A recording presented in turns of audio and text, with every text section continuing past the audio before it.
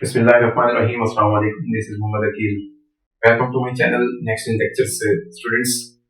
उम्मीद है आप सब ठीक होंगे और अभी तक अगर किसी ने इस छोटी सी फैमिली को ज्वाइन नहीं किया तो आपसे रिक्वेस्ट है इस चैनल को सब्सक्राइब कीजिए और दोस्तों में शेयर कीजिए ताकि ज़्यादा से ज़्यादा स्टूडेंट्स का जो वो फायदा हो सके। नाइन्थ की लेक्चर सीरीज कंटिन्यू है और आज के लेक्चर में हम commutative law with respect to union और इंटरसेक्शन जो वो डिस्कस करेंगे और इससे रेलिवेंट इस 3.2 एक्सरसाइज का क्वेश्चन नंबर 4 और 6 जो वो सॉल्व करेंगे। वो कहते हैं कम्यूटेटिव प्रॉपर्टीज ऑफ यूनियन और इंटरसेक्शन जो ये क्या होती है। लेट्स सपोज हमारे पास two A and B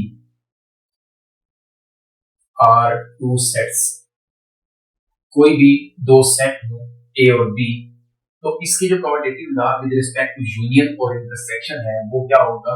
commutative law में आपको याद होगा कि हम जो ऑपरेशन जो भी हो, दो नंबर्स के दरमियान हो, दो सेट्स के दरमियान हो, वो हम ऑपरेशन अगर हम करें, जैसे यहाँ पर यूनियन है कि ए का बी के साथ यूनियन लें या बी का यूनियन लें ए के साथ, दोनों का जो आंसर है वो सेम आएगा। ठीक है, तो इसमें क्या होगा कि आपने जस्ट इन दो सेटों की आपस में जगह को इंटरचेंज कर दिया है, यानी कि यहाँ पर पहले ए है बाद में बी है, इधर पहले बी है और बाद में ए है। जगह बदलने से यूनियन के अंदर उन दोनों के आंसर पे कोई इफेक्ट नहीं होता। इसको कहते होते हैं commutative law with respect to union या ऑफ यूनियन। एंड इंटरसेक्शन भी यही होगा, जस्ट ऑपरेशन चेंज हो जाएगा, यहाँ पर यूनियन के बजाय इंटरसेक्शन आएगा, आंसर अब की बार भी दोनों का सेम होगा। अब इस क्वेश्चन में 4 में वो कहता है कि verify the commutative properties of union and intersection, यानी कि हमें वेरीफाई करना है दोनों प्रॉपर्टीज को, यूनियन और इंटरसेक्शन के लिहाज से कम्यूटेटिव प्रॉपर्टीज को।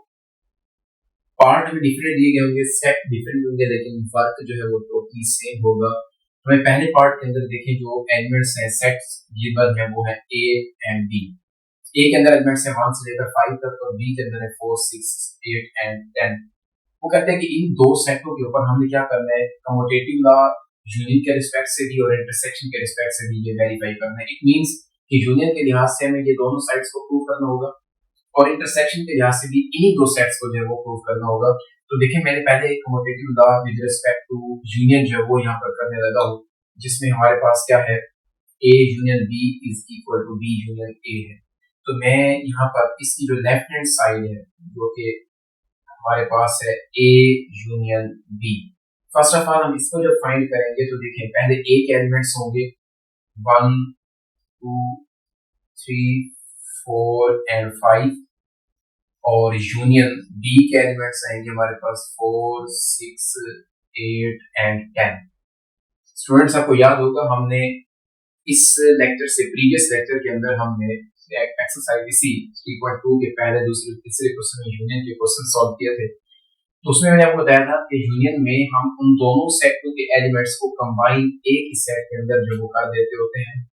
तो लेकिन एक एलिमेंट को दो दफा नहीं लिखना, मतलब रिपीट नहीं करना। यह आ जाएगा 1, 2, 3। अब 4 देखें, जैसे दोनों में है तो 1 टाइम लिखेंगे, इसके बाद 5 आएगा, 6 इसमें शामिल होगा, 8 भी एंड 10 भी। तो ये हमारे पास आ गया लेफ्ट साइड का आंसर, जिसमें ए पहले है और बी बाद में है। जबकि राइट साइड में जस्ट जो फर्क है ना वो ये है कि इधर बी पहले होगा और ए बाद में होगा, लेकिन यूनियन ही करना है हमने दोनों का, 4, 6, 8 एंड 10। ये हमारे पास बी के एलिमेंट्स हैं, यूनियन ए के एलिमेंट्स हैं 1, 2, 3, 4 एंड 5। तो यहाँ पर भी देखें हमने दोनों एलिमेंट्स को, दोनों सेटों के एलिमेंट्स को जब हमने कंबाइन करना है तो हमारे पास आ जाएगा ये 1 होगा, 30 में लिख रहा हूँ, 2, 3, 4, 5, 6, 8 एंड 10। अब देखें इस पहले वाले का जो लेफ्ट साइड थी उसका आंसर 1, 2, 3, 4, 5, 6, 8, 10 है और दूसरी साइड राइट साइड का भी आंसर जो है वो यही सेम है। लिहाजा ये बात साबित हो गई कि कम्यूटेटिव लॉ यूनियन के लिहाज से जो है वो इस पहले पार्ट के लिए जो वो प्रूफ हो चुका है। सिमिलरली सेट से यही होंगे लेकिन ऑपरेशन चेंज हो जाएगा। अब हमें प्रूफ करना है A intersection B is equal to B intersection A. तो यहाँ पर भी प्रूफ करने का इसका सेम वे है। हम लेफ्ट हैंड साइड पहले यहाँ पर कंसीडर करते हैं कि जिसमें है ए इंटरसेक्शन बी। अब हम पहले एलिमेंट्स लिखेंगे ए के जो है 1 2 3 4 एंड 5। इंटरसेक्शन बी के एलिमेंट्स हैं 4 6 8 एंड 10। देखें इंटरसेक्शन में हम वो एलिमेंट्स लेते होते हैं जो दोनों सेटों का हिस्सा हो, मतलब कॉमन एलिमेंट्स हो। और यहाँ पर अगर आप दोनों सेटों में देखें तो आई थिंक जस्ट 4 ही है जो दोनों सेटों के अंदर मौजूद है, मतलब कॉमन है। तो इसकी इंटरसेक्शन में जस्ट 4 इसका आंसर आएगा। ये लेफ्ट साइड का आंसर आ गया है। सिमिलरली हम क्या करेंगे, राइट साइड का आंसर फाइंड करते हैं कि वो क्या आता है। अब राइट साइड के लिए हमारे पास बी पहले है और ए बाद में है, तो इधर भी हम बी के एलिमेंट्स को पहले लिखेंगे और ए के एलिमेंट्स को हम बाद में लिखेंगे। ऑपरेशन यहाँ पर भी इंटरसेक्शन का ही है। 1 2 3 4 एंड 5 ये ए के एलिमेंट्स है। तो देखें अब भी तो कॉमन यही जस्ट 4 होगा ना दोनों के अंदर, क्योंकि और कोई कॉमन है नहीं। तो यहाँ पर भी देखिए लेफ्ट साइड का आंसर और राइट साइड का आंसर जो है वो सेम आ चुकी है। तो हम यहाँ पर कह सकते हैं कि hence A intersection B is equal to B intersection A. यही कम्यूटेटिव लॉ है, कम्यूटेटिव प्रॉपर्टी है विद रिस्पेक्ट टू इंटरसेक्शन। तो यहाँ से एक बात आपके माइंड में होनी चाहिए कि सेटों की जगह को बदलने से ना तो यूनियन में कोई इफेक्ट होता है और ना ही इंटरसेक्शन के अंदर कोई इफेक्ट। स्टूडेंट्स क्वेश्चन 4 का सेकंड पार्ट में हमें वो गिवन सेट कर रहा है। एक है नेचुरल नंबर का सेट n और दूसरा है इंटीजर्स z। तो हमें पता है कि नेचुरल नंबर के अंदर जो एलिमेंट्स होते हैं वो counting numbers means 1 2 3 and so on, मतलब इसकी कोई भी लिमिट नहीं है, ये अनलिमिटेड नंबर्स जो कंटेन करता है। इसी तरह z में भी देखें 0 होगा, plus minus 1 plus minus 2 plus minus 3 plus minus up to so on. तो ये दो सेट्स हैं, इनके ऊपर हमें यूनियन और इंटरसेक्शन के लिहाज से कम्यूटेटिव प्रॉपर्टीज को जो है वो सेटिस्फाई करना है, प्रूव करना है। तो देखिए यूनियन के लिहाज से जब हम इसको करेंगे तो इसकी जो लेफ्ट हैंड साइड है, मतलब यहाँ पर देखिए यूनियन के एतबार से n union z is equal to z union n जो है ये कम्यूटेटिव लॉ जो ये बनेगा विद रिस्पेक्ट टू यूनियन। तो हमें फर्स्ट ऑफ ऑल क्या करना है, इसकी जो लेफ्ट हैंड साइड है वो सॉल्व करनी है जिसमें है n union z। It means कि पहले हम एलिमेंट जो है वो n के लिखेंगे जो क्या आ जाएगा 1 2 3 and up to so on, union बाद में एलिमेंट्स हम z के लिखेंगे 0 plus minus 1 plus minus 2 plus minus 3 plus minus up to so on. तो यूनियन में हमें क्योंकि दोनों सेटों के एलिमेंट्स को कंबाइन करना है, एक ही सेट में लिखना है। अब एक बात यहाँ पर समझने वाली है, तो देखें n के तमाम एलिमेंट्स z के अंदर मौजूद है ना, क्योंकि इसमें जस्ट पॉजिटिव नंबर है और इसमें पॉजिटिव के साथ नेगेटिव नंबर भी है, लेकिन हमें देखना है कि पॉजिटिव तो सारे इसके अंदर मौजूद है ना, उसका सबसेट है। जब एक सेट दूसरे का सबसेट हो, मतलब एक सेट के तमाम एलिमेंट्स दूसरे में मौजूद हो और हम उसका यूनियन ले रहे हो, तो हमेशा एक बड़ा सेट उसका आंसर आएगा, यानी कि जो सुपर सेट होता है। मैंने को प्रीवियस लेक्चर के अंदर बताया था कि अगर एक सेट दूसरे का सबसेट होता है तो दूसरा पहले का सुपर सेट कहलाता होता है। मतलब अगर ऐसी कंडीशन आ जाए कि एक सेट दूसरे का सबसेट आ रहा हो और हमें लेना हो यूनियन, तो उस वक्त उसका बड़ा सेट जो होगा वो उसका आंसर होगा, और अगर उसका इंटरसेक्शन लेना होगा तो उसका छोटा सेट उसका आंसर होगा। ये बात याद रखिएगा, हम इन दोनों क्वेश्चन के अंदर ये बात जो है वो यूज करेंगे इस कंसेप्ट को। तो देखिए 1 2 3 अप टू सो ऑन। अब यहाँ पर इसका जो आंसर आएगा ना वो सारे के सारा z आ जाएगा, मींस 0 होगा plus minus 1 plus minus 2 plus minus 3 plus minus up to so on. Similarly जब हम इसकी राइट हैंड साइड को लेंगे तो जस्ट इनका ऑर्डर चेंज हो जाएगा ना, z पहले आएगा और n बाद में आएगा। तो z जब पहले लिखेंगे 0 plus minus 1 plus minus 2 plus minus 3 plus minus up to so on, union 1 2 3 and up to so on. तो इनके यूनियन में फिर वही बात है कि बड़ा सेट आएगा, क्योंकि एन जो है ये जी का सबसेट है अप टू सो। अब दोनों के आंसर सेम आ गए, लिहाजा कम्यूटेटिव लॉ ऑफ यूनियन जो है ये प्रूव हो चुका है। अब सेट वही होंगे, हमें इंटरसेक्शन के लिहाज से इसको प्रूव करना है। तो यहाँ पर भी देखें लेफ्ट हैंड साइड हमारे पास एन इंटरसेक्शन जी। तो मैं यहाँ पर चाहूं तो डायरेक्टली इसका आंसर बगैर एलिमेंट्स को पुट के भी लिख सकता हूँ, क्योंकि मैंने आपको ये बात बता दी है कि n is a subset of z। लेकिन मैं यहाँ पर फिर भी इसके एलिमेंट्स है वो पुट करने लगा हूँ 1 2 3 अप टू सो ऑन। अब इंटरसेक्शन में आएगा 0 plus minus 1 plus minus 2 plus minus 3 plus minus up to so on. तो स्टूडेंट्स देखिए हमें कॉमन एलिमेंट्स लेने हैं और ये बात क्लियरली नजर आ रही है, कॉमन एलिमेंट जस्ट 1 2 3 होंगे जो दोनों में मौजूद हैं। नेगेटिव नंबर इस सेट का तो हिस्सा है लेकिन इसमें नहीं है, तो लिहाजा क्या आ जाएगा, ये सारे का सारा नेचुरल सेट ही आ जाएगा इसमें up to so on. Similarly जब हम z इंटरसेक्शन n देंगे तो चेंज सिर्फ ये आएगा कि z को हम पहले पुट करेंगे और n को बाद में, plus minus 3 up to so on. Intersection 1 2 3 and up to so on. अब इसका आंसर भी वही नेचुरल सेट आ जाएगा 1 2 and 3 up to so on. दोनों के आंसर जो सेम है, लिहाजा ये भी commutative property with respect to section भी सेटिस्फाई करता है। थर्ड पार्ट में वो कहता है कि ए सेट जो है ना वो बिलोंग करते हैं उसके एलिमेंट्स रियल सेट से, और रियल सेट के अंदर भी वो एलिमेंट्स लेने हमने जस्ट जो इसमें 0 से ग्रेटर या 0 होंगे, इनके 0 या 0 से ग्रेटर की बात कर रहे हैं तो इसका मतलब पॉजिटिव नंबर्स होंगे, सिर्फ पॉजिटिव नंबर्स। जबकि यहाँ पर बी क्या है, वो कहता है कि आर है रियल सेट। अब रियल सेट में आपको पता है कि तमाम टाइप के नंबर आ जाते हैं, पॉजिटिव भी होते हैं, नेगेटिव भी होते हैं, फ्रैक्शन फॉर्म में भी होते हैं, ऐसे नंबर भी होते हैं जो स्क्वायर रूट की फॉर्म में हो, मतलब जो किसी नंबर का परफेक्ट स्क्वायर ना गया हो, जिसको हम इरेशनल नंबर कहते हैं, वो सारा सेट आ जाता है इसमें। तो रियल सेट के अंदर पॉजिटिव और नेगेटिव सारे एलिमेंट्स होंगे, जबकि ए के अंदर जो है उसको कहता है कि रियल तो हूं लेकिन सिर्फ और सिर्फ कौन से होने चाहिए, पॉजिटिव होने चाहिए। अब पॉजिटिव है इसका मतलब ये नहीं है कि वहां पर स्क्वायर रूट वाले नंबर नहीं होंगे, वहां पर फ्रैक्शन वाले नहीं होंगे लेकिन होंगे पॉजिटिव।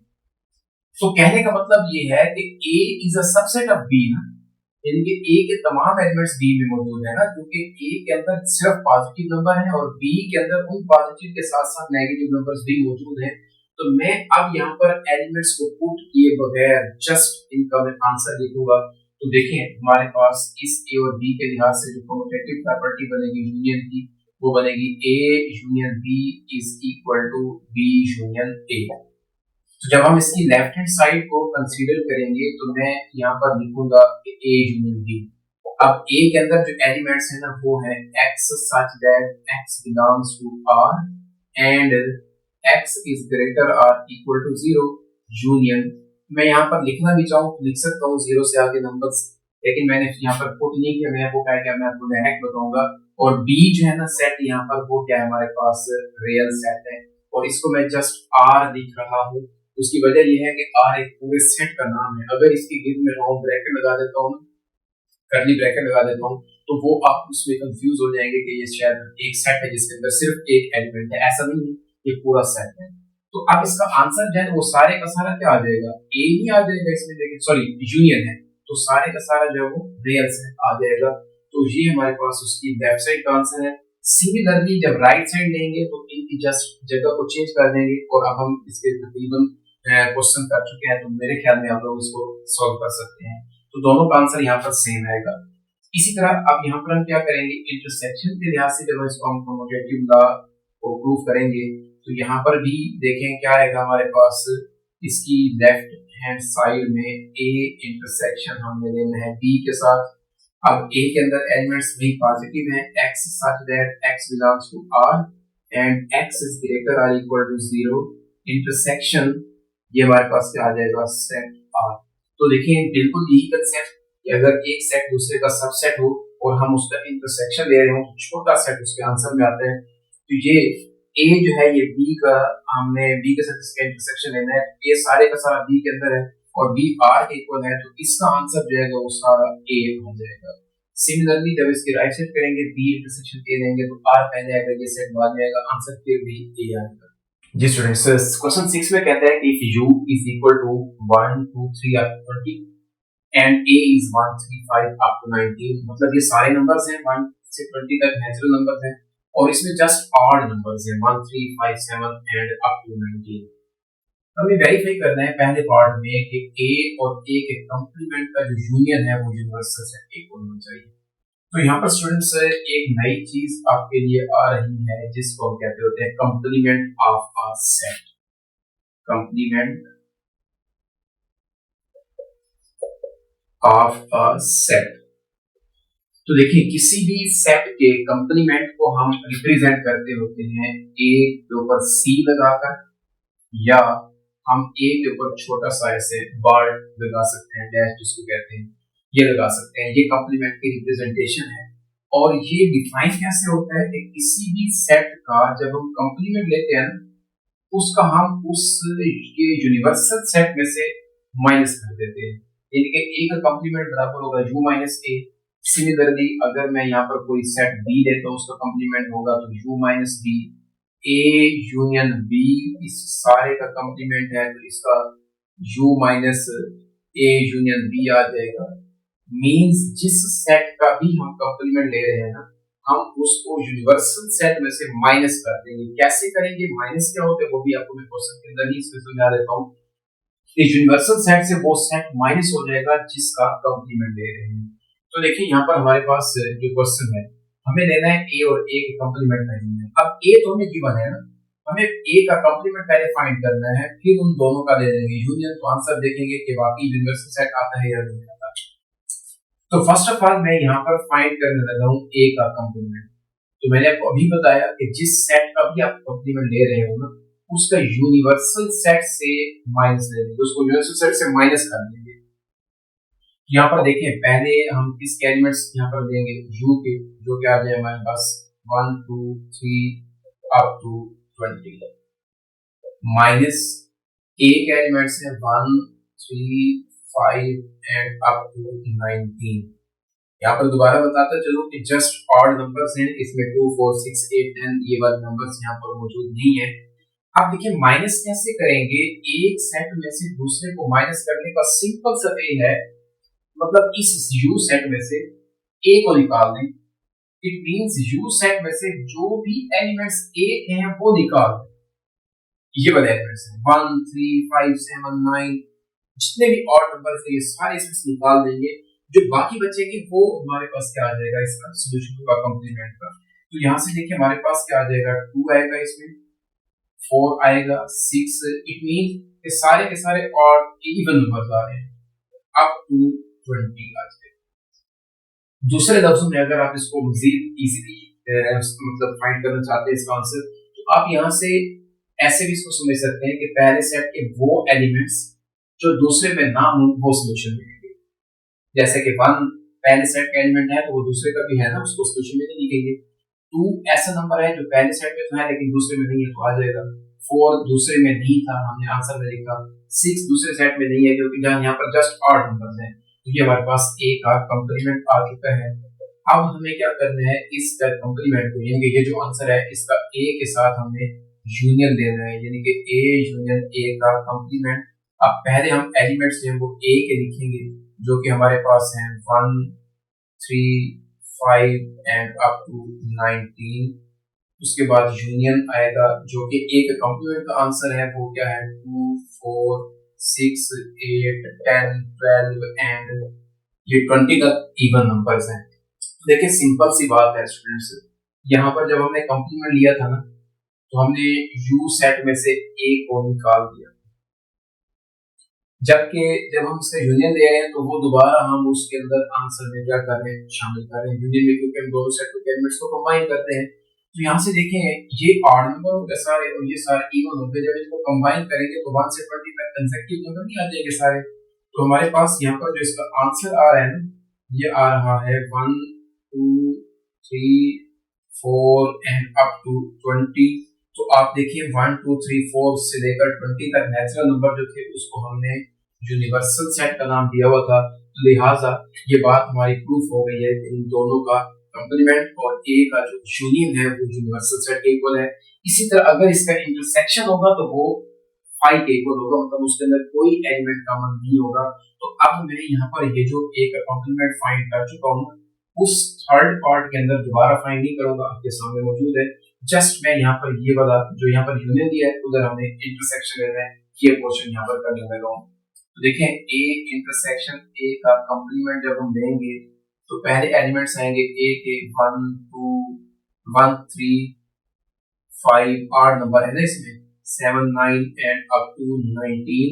इंटरसेक्शन में ए के कॉम्प्लीमेंट के अंदर एलिमेंट्स जो है वो है just even numbers 2 4 6 8 and up to 20। तो अब देखिए स्टूडेंट्स, इंटरसेक्शन के अंदर तो हम वो एलिमेंट्स लेते होते हैं ना जो कॉमन होते हैं, मतलब जो दोनों सेटों में मौजूद हों, पहले सेट में भी हूँ और दूसरे में भी हूँ। लेकिन यहाँ पर देखें इसमें सारे एलिमेंट्स ऑड हैं, इनके कोई भी ऐसा नंबर नहीं है जो 2 का एग्जैक्ट डिविजिबल हो, और इसके जो है वो क्या है इवन है, वो सारे के सारे 2 पर परफेक्ट डिवाइडेड होने वाले हैं। तो यहाँ पर देखिए इसके अंदर कोई भी एलिमेंट जो कॉमन नहीं है, लिहाजा ए और उसके कॉम्प्लीमेंट का जो आंसर आएगा इंटरसेक्शन में वो 5 आएगा। थर्ड पार्ट मैंने इसलिए पहले करवाया था क्योंकि मैंने एक कॉम्प्लीमेंट पहले फाइंड किया, तो मैंने सोचा कि आपको पहले वो करवा दूं। अब देखिए सेकंड पार्ट तो बहुत ज्यादा इजी है, हमें क्या करना है जस्ट ए और यू का इंटरसेक्शन लेना है। तो अभी मैं पिछले क्वेश्चन में आपको बता दिया है कि जब हम किसी ऐसे दो सेट्स का इंटरसेक्शन ले रहे हो जो एक सेट दूसरे का सबसेट हो, तो जाहिर सी बात है जब एक सेट दूसरे का सबसेट है इट मींस पहला सेट सारे का सारा दूसरे के अंदर मौजूद है। तो जब हम कॉमन लेंगे तो वही पहला सेट आ जाएगा ना, जो छोटा सेट है जो दूसरे का सबसेट है वो उसका क्या आ जाएगा, आंसर आ जाएगा। तो मैं यहाँ पर आपको एलिमेंट्स लिखकर भी इसकी वेरिफिकेशन कर देता हूँ। ए के अंदर एलिमेंट्स हैं 1 3 5 7 अप टू 19, और इंटरसेक्शन जब आप यू के साथ देंगे, यू तो सारा है हमारे पास 4 अप टू 20।